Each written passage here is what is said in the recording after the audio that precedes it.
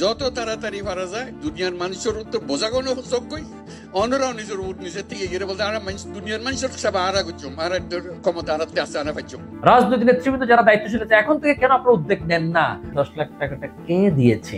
ভিডিওটা একটু লম্বা, এটা সবাইকে শেয়ার করে দেবেন। এই 2017 সালে রোহিঙ্গাদেরকে নিয়ে যখন আমি কাজ করছিলাম, উখিয়া বালকালী টিভি ক্যাম্পের অপোজিটে প্রায় 20 থেকে 30 হাজার রোহিঙ্গা ওখানে আছে। সেই জায়গার মধ্যে হঠাৎ করে একটা আওয়াজ উঠলো, কে যেন কার ছেলেকে ধরে নিয়ে যাচ্ছে, অর্থাৎ অপহরণকারী ছেলে ধরা একটা রব উঠছে। 5 মিনিটের মধ্যে এক লোককে ধরে পিটিয়ে মেরে ফেলেছে, ইনস্ট্যান্ট লাশ।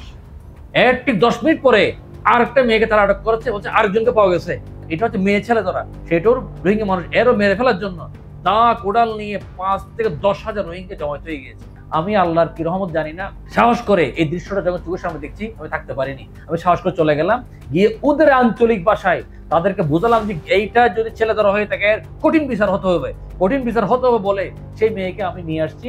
নিয়ে আমাদের যে ক্যাম্পটার এই যেখান থেকে ত্রাণগুলো ডিস্ট্রিবিউশন করছে ওর সামনে বিশাল মাঠ রয়েছে, সেই ওই ঘরের মধ্যে এনে ওদের 2-4 জন মানুষকে আমরা নিয়ে বৈঠক করে আমরা দেখলাম সে আসলে ছেলে ধরা নয়, সে হচ্ছে পাশার ক্যাম্প থেকেই আসছে।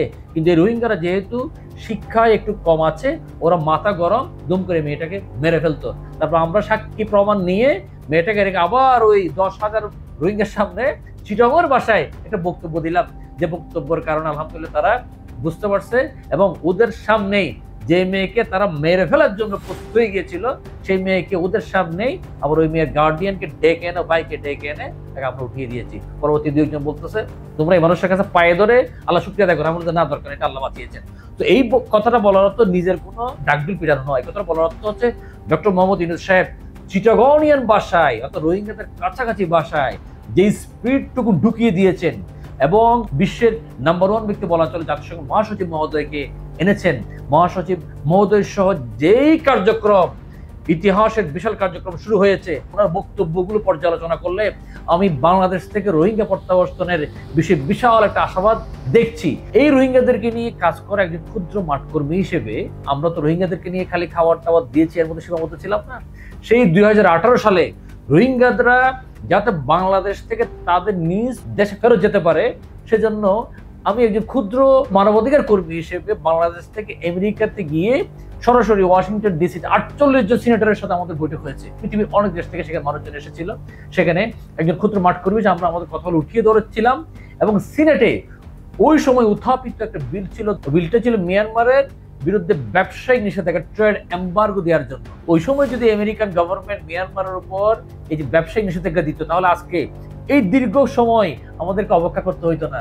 মানে মিয়ানমারের যারা নাগরিক আছে, রোহিঙ্গা যারা বাংলাদেশে এসেছে, ওদের ফেরত নেওয়ার জন্য ওই সময় পৃথিবীর অনেক দেশের সাথে, বড় মানুষজনের সাথে আমিও একজন ক্ষুদ্র মানুষ হিসেবে অংশগ্রহণ করেছিলাম এবং লাকিলি বলা চলে বাংলাদেশের রোহিঙ্গা ক্যাম্পে কাজ করা একমাত্র ব্যক্তি আমি ছিলাম ওই সময়, আলহামদুলিল্লাহ। কংগ্রেসম্যান ও সিনেটরদের সঙ্গে সাক্ষাৎ করেন মানবাধিকার সংগঠন আলহাজ শামসুল হক ফাউন্ডেশনের চেয়ারম্যান মোহাম্মদ নাসির উদ্দিন।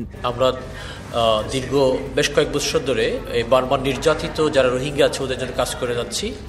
তো নিউ ইয়র্কে এসে যখন শুনলাম বার্মার টাস্ক ফোর্সে ওয়াশিংটন ডিসিতে কংগ্রেসম্যান রিপ্রেজেন্টেটিভদের সাথে একটা খুব সুন্দর বৈঠকের আয়োজন করেছে এবং আমাকে ইনভাইট করা হয়েছে, তখন আমি এই মিটিংয়ে উপস্থিত হলাম। এই মিটিংয়ের মূল বক্তব্য হচ্ছে যে নির্যাতিত যে সমস্ত মা বোন, আমাদের চাচা চাচি, যে সমস্ত নির্যাতিত বার্মিজরা আছেন, ওনারা এখনও নির্যাতিত হচ্ছে। নির্যাতনটা বন্ধ করার জন্য তারা 2টো বিল দিয়েছে এবং একটা বিল অলরেডি হাউসে আছে। সেই বিলটা পাস করার জন্য আজকে এখানকার যারা কংগ্রেসম্যান আছে, রিপ্রেজেন্টেটিভ আছে, ওনাদের সাথে আমাদের একটু প্রোগ্রাম আছে, মিটিং আছে। তো ওই সময়ে আমাদের মাঠ পর্যায়ের কথাগুলো শুনে সিনেটরগণ চোখগুলো অশ্রুসিক্ত হয়েছে, কিন্তু আমরা ব্যর্থ হয়েছিলাম। আমরা আশা করেছিলাম বাণিজ্য নিষেধাজ্ঞা আমেরিকা দিবে, কিন্তু তারা দেয়নি। কারণ ওই সময়ে যে বাণিজ্য নিষেধাজ্ঞা দেওয়ার জন্য সিনেটে 10 জনের কমিটি ছিল, সেই 10 জনের কমিটি যিনি চেয়ারম্যান উনি ছিলেন অং সান সুচির আন্তরিক বন্ধু। অং সান সুচির বন্ধু হওয়ার কারণে শুধুমাত্র ওনাদের এই চ্যানেল ইউজ করে আমেরিকান গভর্নমেন্ট মিয়ানমারের উপর আর নিষেধাজ্ঞা দেয়নি। আমরা ব্যর্থ ছিলাম, কারণ ওই সময় অং সান সুচির চেয়ে বড় কোনো ব্যক্তি আমাদের দরকার ছিল, আমাদের ব্যক্তি ছিল না। আল্লাহর কাছে শুকরিয়া, আজকে এর চেয়ে একজন বড় ব্যক্তি আল্লাহ তাআলা আমাদেরকে মিলিয়ে দিয়েছেন, প্রফেসর ডক্টর মোহাম্মদ ইউনূস। উনি চাইলে বাংলাদেশের ইতিহাসের রেকর্ড, জাতিসংঘের মহাসচিব আন্তোনিও গুতেরেসকে নিয়ে ঢাকায় বসে প্রোগ্রাম সারতে পারতেন। রোহিঙ্গারা 2-4 জন বাসাঞ্চল বা কক্সবাজার রুখিয়া থেকে নিয়ে গিয়ে মিটিংটা সেরে ফেলতে পারতেন, কিন্তু উনি জানেন কাজটা কিভাবে করতে হয়। কারণ আমরা দেখেছি মহাসচিব সাহেব কিন্তু সাদা পাঞ্জাবি পরেছে এবং সারাদিন কিছুই খায়নি, ওদের সাথে ইফতার করেছে। উনি মুসলমান না হলো ইফতারের একটা ভান করেছেন, অর্থাৎ ইফতারের একটা ভঙ্গিমা দেখিয়েছেন উনি, যাতে মানুষগুলো খুশি হয়। এবং ডক্টর মোহাম্মদ ইউনূস সাহেব মহাসচিব মহোদয় সহ ওনারা ইফতার করেছেন, রোহিঙ্গাদেরকে সরজমিনে শুনেছেন, জেনেছেন। এবং আমি ক্ষুদ্র মাঠকর্মী হিসেবে যেটা নির্দ্বিধায় বলতে পারি চিটাগনিয়ার ভাষা হিসেবে, ডক্টর মোহাম্মদ ইউনূস সাহেব ওনাদেরকে নানার কবর, দাদার কবর, দাদির কবর জিয়ারতের কথা বলে ওনাদেরকে যে বলেছেন আমরা আর কতদিন মানুষের ঘাটের উপর খাবো, আমরা তো নিজেরা সক্ষম হতে পারি, আমরা আগামী বছর ঈদ করবো আমাদের দেশে, এই স্পিরিটটা কিন্তু ঢুকিয়ে দিয়েছেন। আর তো কে বোঝা হইতাম না চাই, আর ফুয়াশা বড় হইতো চা দাদা দাদির খবরের পাশে, নিজের ঘরের পাশে, আত্মীয় স্বজনের পাশে ইয়ানারা নফারিস। যত তাড়াতাড়ি পারা যায়, যত তাড়াতাড়ি পারা যায় দুনিয়ার মানুষের উত্তর বোঝা কোনো যোগ্যই অন্যরাও নিজের নিজের থেকে গিয়ে বলতে আর দুনিয়ার মানুষের সব আরা করছুম, আর ক্ষমতা আরাতে আসতে আনা পাইছুম। আল্লাহর কাছে দোয়া করি, আল্লাহর কাছে মোনাজাত করি আজিয়া ইউনিট দিয়ে বিয়াগুনে মিলি যেন সাম্যর এই ঈদ তো ফেরতান্ন সাম্যর ঈদত যেন ওনারা নিজের বাড়ির থেকে ঈদ করিতে পারেন। আলহামদুলিল্লাহ। জাতীয় সংঘের মহাসচিব সাহেব একই সাথে সুর মিলিয়েছেন, আগামী বছর আমি ইফতার করবো আপনাদের সাথে মিয়ানমারে, ঈদ করবো আপনাদের সাথে মিয়ানমারে। এই কথাটা যে কত বড় গুরুত্ব, বাংলাদেশের অন্যতম বড় একটা মহতি কাজ হতে যাচ্ছে প্রফেসর ডক্টর মোহাম্মদ ইউনূস মহোদয়ের হাত ধরে। বাংলাদেশের ইতিহাসে বড় সফলতা দেখিয়েছেন শহীদ প্রেসিডেন্ট জিয়াউর রহমান, এরপরে দেখিয়েছে 1992-তে বেগম খালেদা জিয়া তৎকালীন প্রধানমন্ত্রী। বাংলাদেশের ইতিহাস পর্যালোচনায় আমরা দেখতে পারি 10 থেকে 11 বার বাংলাদেশ থেকে রোহিঙ্গা মিয়ানমারে ফেরত গিয়েছে, আসছে অনেকবার, প্রতিবারে 5,000-7,000। সবচেয়ে বড় সংখ্যা ফেরত গিয়েছে একটা হচ্ছে জিয়া রহমানের আমল, আর একটা হচ্ছে খালেদা জিয়ার আমল, প্রায় 1,30,000 বা 1,90,000 এই ধরনের একটা সংখ্যা, বড় সংখ্যক রোহিঙ্গা ওখানে ফেরত গিয়েছে। সো আমি প্রফেসর ডক্টর মোহাম্মদ ইউনূস মহোদয়কে আন্তরিক ধন্যবাদ জানাচ্ছি, আন্তরিক স্যালুট জানাচ্ছি। কারণ গত 2020 সালে আমরা দেখেছিলাম বাংলাদেশ থেকে জানুয়ারি 23 তারিখ রোহিঙ্গা প্রত্যাবর্তন শুরু হবে। আমরা অধীর আগ্রহে অপেক্ষা করছিলাম কখন প্রত্যাবর্তন হয়। দেখা যাচ্ছে বাংলাদেশ থেকে 7,595 জন এই টাইপের একটা তালিকা মিয়ানমার গভর্নমেন্টকে দেওয়া হয়েছে। মিয়ানমার গভর্নমেন্ট 3 মাস গবেষণা করে বলতেছে ওই 595 জনটা আমাদের, বাকি 7,000টা আমাদের না। এই আমাদের না করতে করতে কিন্তু সময় অতিবাহিত হচ্ছে, অথচ প্রতি বছর 25 থেকে 30,000 নতুন নতুন রোহিঙ্গা জন্ম লাভ করতেছে। সংখ্যাটা ধীরে ধীরে আশঙ্কাজনক হারে কিন্তু বেড়ে যাচ্ছে। আমি বাংলাদেশের সকল গণনার রাজনৈতিক নেতৃবৃন্দকে বিনীতভাবে অনুরোধ করছি, বিনীত অনুরোধ করছি, করজোড়ে বিনীত অনুরোধ করছি, অন্তত এই একটা ইস্যু নিয়ে আমরা সবাই এক হই ভাই, সকল রাজনৈতিক মতাদর্শের লোকজন আমরা এক হয়ে প্রফেসর ডক্টর মোহাম্মদ ইউনূসকে সহযোগিতা করি। অ্যাটলিস্ট রোহিঙ্গারা বাংলাদেশ থেকে প্রত্যাবর্তন শুরু করার আগ পর্যন্ত প্রয়োজনীয় নির্বাচনটা 2-4 মাস আপনার পিছিয়ে দেন। কারণ ভাই আমরা যেটা দেখতে পাচ্ছি একজন ক্ষুদ্র মাঠকর্মী হিসেবে, আপনি যদি নিজের বিবেককে প্রশ্ন করেন আপনি এই জিনিস দেখতে পারবেন। প্রফেসর ডক্টর মোহাম্মদ ইউনূস সাহেব যে কাজ করছেন, যে কাজ করার যোগ্যতা আল্লাহ ওনাকে দিয়েছেন, সেই কাজ আগামীতে যারা রাজনৈতিক নেতৃবৃন্দ আছেন আসবেন ক্ষমতায়, আপনারা কি পারবেন? আপনারা কি পারবেন ভাই?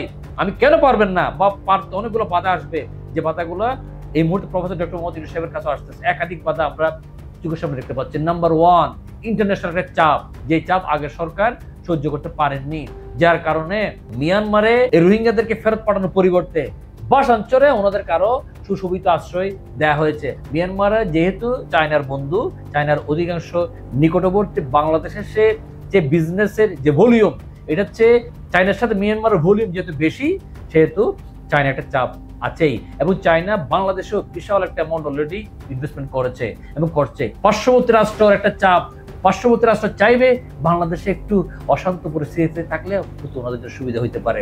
2 নম্বর আছে মিডিয়া। আমার খুব মনে পড়তেছে ওই সময়ে দেখেছি 2020-21-এ বাংলাদেশের সামরিক শক্তি কত, মিয়ানমারের সামরিক শক্তি কত। আমাদের ন্যাশনাল পত্রিকাগুলো বড় বড় প্রতিবেদন দিচ্ছে, বিশাল প্রতিবেদন দিচ্ছে ন্যাশনাল পত্রিকাগুলো, এবং সেখানে দেখানো হচ্ছে বাংলাদেশের চেয়ে মিয়ানমার অনেক বেশি এগিয়ে আছে, মিয়ানমারের সৈন্য বেশি, কামান বেশি, এই বেশি, চেয়ে বেশি, অনেক বেশি এগিয়ে আছে। আমার ক্ষুদ্র মনে 2টো প্রশ্ন আসছে। সে প্রশ্ন হচ্ছে, ইতিমধ্যে সীমান্তবর্তী এলাকায় মিয়ানমারের সাথে বাংলাদেশের যতগুলো ছোট ছোট যুদ্ধ হয়েছে সেখানের মধ্যে মিয়ানমার কয়টা যুদ্ধ জিতেছে, বাংলাদেশ কয়টা যুদ্ধ জিতেছে? দেখা যাচ্ছে বাংলাদেশ অধিকাংশ জিতেছে। 2 নম্বর সবচেয়ে কঠিন প্রশ্ন, সেটা হচ্ছে এই যে আপনার পত্রিকায় বড় করে প্রতিবেদনটা ছাপাইলেন, 1 পৃষ্ঠা বাংলাদেশ, 1 পৃষ্ঠা মিয়ানমার, সেখানে প্লেন থেকে শুরু করে জাহাজ ট্যাঙ্ক থেকে শুরু করে সবগুলো আপনি দিয়ে রেখেছেন। এই অ্যাডভার্টাইজটুকু যদি আমরা কেউ ছাপাইতে চাই, ন্যূনতম 10 লক্ষ টাকা করে আপনারা নেবেন। তাহলে এই পত্রিকাওয়ালাদেরকে 10 লাখ টাকাটা কে দিয়েছে, বা পত্রিকাওয়ালারা নিজ উদ্যোগে কোনো এটা করেছেন কিনা? যদি টাকা দিয়ে থাকে টাকাটার উৎস কি? আর নিজ উদ্যোগে করলে কেন আপনি আপনার দেশের সামরিক শক্তিকে একটু হেয় করার জন্য এই জিনিস উপস্থাপন করেছেন? কে আপনাকে বলেছে এই জিনিসগুলো উপস্থাপন করার জন্য? 3 নম্বর বিষয় হচ্ছে স্থানীয় মিয়ানমারের যে নাগরিকগুলো কক্সবাজার, রুখিয়া, টেকনাফ আশ্রয় নেওয়ার ফলে স্থানীয় জমিদার যারা রয়েছে, যে জমির 1 শতক দাম ছিল 5,000 টাকা, সে এখন 1 শতক জমির দাম হচ্ছে 1 লক্ষ টাকা। এই রোহিঙ্গারা যদি কখনো চলে যায়, এটা আবার 1 লক্ষ টাকা থেকে আবার কিন্তু 5,000 বা 10,000 মধ্যে চলে আসবে। এই যে বিশাল একটা ব্যস্তম হয়ে যাবে জমির মালিকরা, এবং স্থানীয় যারা দোকান ভাড়া দিয়েছে, বিভিন্ন বিজনেস এদেরকে নিয়ে করছে, ওরা একটা ক্ষতিগ্রস্ত হবে। এরপর আসছে কারা? ইয়াবা ব্যবসায়ীরা, সন্ত্রাসী গডফাদাররা, যারা এই রোহিঙ্গাদেরকে ব্যবহার করে মিয়ানমার থেকে ইয়াবা আনতেছে, মিছিল মিটিং এ রাজনৈতিক শক্তি এদেরকে ইউজ করতেছে। ওরাও চাইবে না এই মানুষগুলো ওখানে ফেরত যাক। আমরা অনেকে বলছি আইন শৃঙ্খলা পরিস্থিতি মোটেও হাতের নাগালে নাই। একটা ছোট বাচ্চা অনিশ্চিত নিরাপত্তায় হাঁটাচলা করছে, একজন মা নিরাপত্তা নাই। এই নিরাপত্তাহীনতাগুলা, এই যে জিনিসপত্রগুলোর ঊর্ধ্বগতি দামের পিছনে এই বাংলাদেশের মানুষরাই দায়ী। এই মানুষরাই দেখা যাচ্ছে কোথাও চাঁদাবাজির পিছনে জড়িত, এই মানুষরাই দেখা যাচ্ছে যে ছিনতাইকারীর পিছনে জড়িত। 2-1টা জায়গায় আমরা দেখতেছি উনি যখন প্রমাণিত হয়, ফেসবুকে, মিডিয়াতে, পত্রিকায় আসে, ওনাকে দল থেকে বহিষ্কার করা হয়। ভাই, আপনি দল থেকে বহিষ্কার করেছেন, এই জন্য আপনাকে আন্তরিক ধন্যবাদ। কিন্তু কেন আপনি ফেসবুকে আসলে তাকে বহিষ্কার করতে হবে? এটা তো ওপেন দৃশ্যমান। রাজনৈতিক নেতৃবৃন্দ যারা দায়িত্বশীল আছে, এখন থেকে কেন আপনারা উদ্যোগ নেন না? আমার পলিটিক্যাল পার্টিতে কারা কারা আছে, এটা আমরা নিজেরাই নিজ দায়িত্ব খুঁজে বের করবো। কোনো ফেসবুক আসতে হবে না, কোনো মিডিয়াতে আসতে হবে না। আজকে ভিডিওটা একটু লম্বা, কিন্তু আমি মনে করি এটা সবাইকে শেয়ার করে দেবেন, এবং এই বিষয়টা নিয়ে অ্যাটলিস্ট দলমত, ধর্ম, বর্ণ, লিঙ্গ নির্বিশেষে বাংলাদেশের একজন নাগরিক হিসেবে প্রত্যেকের আওয়াজ তোলা উচিত। ব্যক্তিগত ব্যবসার কথা চিন্তা না করে, ব্যক্তিগত স্বার্থের কথা চিন্তা না করে, এই রোহিঙ্গাদেরকে তাদের হিউম্যান রাইটস অক্ষুণ্ণ রেখে তার দেশে, তার ভূমিতে সসম্মানে যাতে সে মিয়ানমারে ফেরত যেতে পারে, তার রাইটটা অক্ষুণ্ণ রেখে সে তার ভূমিটা ফেরত পায়, এই জন্য আমাদের সবাইকে একটু এগিয়ে আসা দরকার। রোহিঙ্গারা ফেরত গেল, বাংলাদেশও মুক্ত হলো, আপনিও বিশাল একটা বড় কাজের মধ্যে অংশগ্রহণ করলেন। সকলকে আন্তরিক ধন্যবাদ।